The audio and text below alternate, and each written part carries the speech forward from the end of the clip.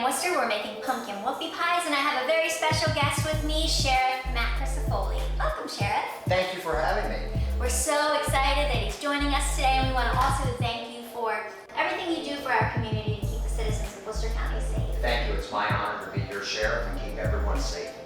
Pumpkin whoopie pies are usually loaded with lots of sugar, lots of fat. My mother-in-law has a really great pumpkin whoopie pie recipe. Her icing is the bomb, but we save it for holidays, birthdays, special events because it is loaded with sugar and fat. Good stuff. If you say so. and we just have to be careful how much of that we consume. So we have found a healthier version of a whoopie pie that we're going to be making today. So to get started, I have my oven preheating to 350 degrees. I have a cookie sheet here with parchment paper on it, and we're just going to spray that with Pam, and that'll prevent any sticking of our cookies.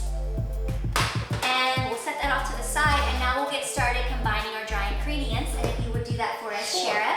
So we have 1 cup of gluten-free old-fashioned oats. You can go ahead and put it in the bowl. And we have half a cup of gluten-free flour. This is all-purpose gluten-free flour. And then we have half a teaspoon of cinnamon, a 1/4 teaspoon of baking powder. Now you can just dump it in, it's already ready. And then the other one you will have to measure, 1/4 teaspoon of salt. And that's sea salt. Level. Perfect. Now you can stir that up. I'm gonna start combining our wet ingredients, and we're using a 1/4 cup of extra virgin organic coconut oil.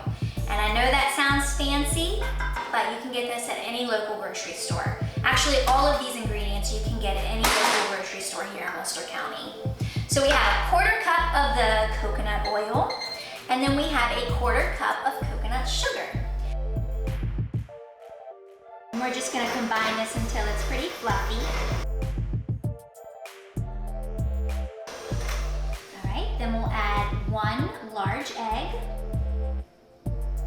and half a teaspoon of vanilla. Mix that really well. All right, Sheriff, now we're going to combine the wet ingredients into your dry ingredients, so I'll let you do that. Yes, ma'am.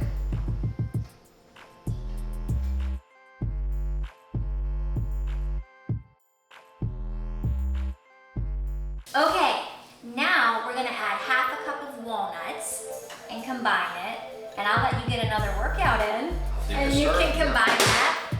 And you can leave the walnuts out if you'd rather not have the nuts or if you're allergic. Y'all know I love my cookie scoop. I use this for a lot of recipes that I make on the show. So we're just gonna scoop it out. This should make about 18 cookies. All right, so I've measured out all of the cookies, and I also flattened them out a little bit, as you saw. So we're gonna put these in the oven. We're gonna put them in there for about 6 to 8 minutes, but again, ovens vary, temperatures vary, so keep an eye on them. While the cookies are baking in the oven, we're gonna get started on our icing. The first thing we're gonna do is take a 1/4 cup of heavy whipping cream, and we're gonna combine that with some unflavored gelatin. We're just gonna whisk that. And that has to sit for 5 minutes. And this will act as a thickening agent to our icing. The cookies have been in the oven for about 6 minutes. Now the sheriff is taking them out, and they need to completely cool before we ice them. Now let's get back to making our icing. If you could begin putting all of our icing ingredients into this bowl. Here we have 100% pure pumpkin puree, a 1/4 teaspoon of ground cinnamon, a 1/4 teaspoon of ground nutmeg, 1 dash of cloves, a 1/4 teaspoon of ground ginger. Also add 2 tablespoons of coconut sugar, 1 teaspoon of vanilla, and our cream and gelatin mixture. While the sheriff is stirring up our icing, I'm going going to heat a skillet on a stove on a low temperature setting, about a 3 is where I have it set at. And I'm gonna put this icing into the skillet and we're gonna heat that up until it boils. And when you stir this, it really brings out the flavor more. That's what I've learned.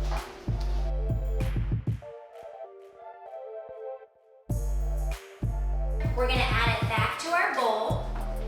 Now, we're gonna put it in an ice bath because we want it to cool down quickly, because I don't know about you, but I can't wait to eat it. So we'll let that sit for about 5 minutes. We can even stir it as it's sitting in this ice Helps it bath. cool. Yes. Our icing is cooled down.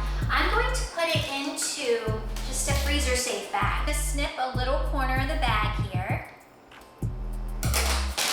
Now we're just gonna pipe a Little dab, do you?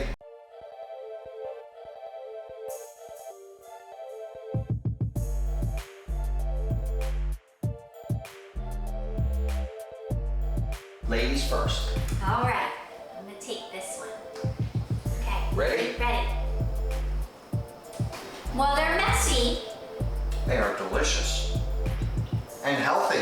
I know. Yum. Well, Shara, thank you so much for coming in today. It was a lot of fun to have you here. This was a blast. Yeah, Thank you so much you for did. having me. You did all the hard work for me.